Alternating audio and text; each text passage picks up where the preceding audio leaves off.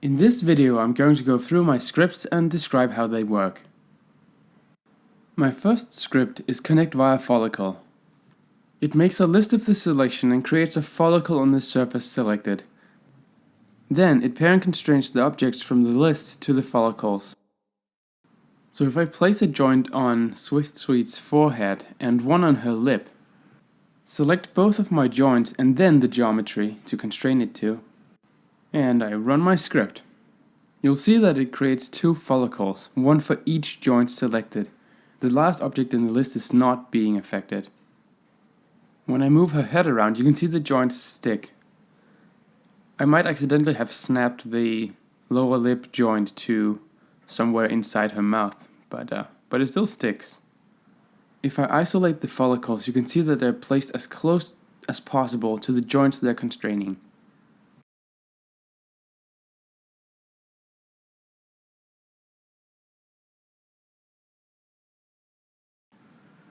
The second script is supposed to create guide curves based on feather geometry. So if we imagine her forehead as being a feather for the moment, I'm going to select some vertices which I'll use to draw the curve by. Now all I need to do is grab the vertex IDs from the Maya callbacks and paste it into my own script. If you need more or less points on your curve, you can just either delete or add one XForm line. So say I only wanted 2 points on my curve, I'll delete the final line of the XForm query. I also need to remove the corresponding coordinates from the curve command, including one of the not vectors.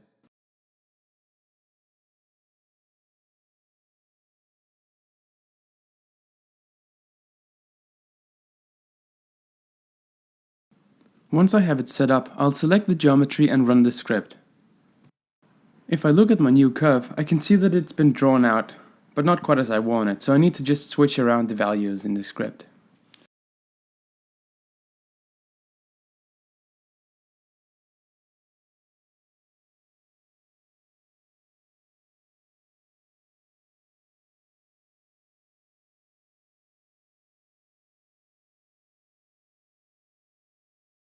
As you know, this is not a head, this is a feather, so if I had more feathers like this, I would just select both of them, or all of them, and run the script, and it'll create one curve for each piece of geometry selected.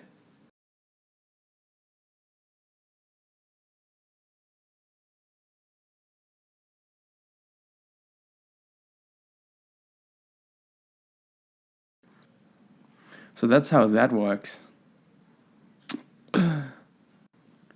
The next script is doing much of the same, but except for drawing a curve, it's creating joints on the selected points. So if I select 2 points and grab the values and paste them into my script,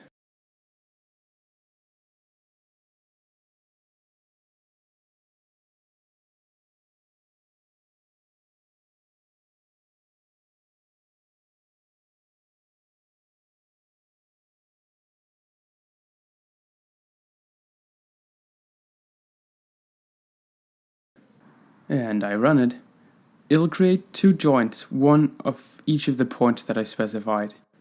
This is for instance useful for creating joint chains down identical feather geometry.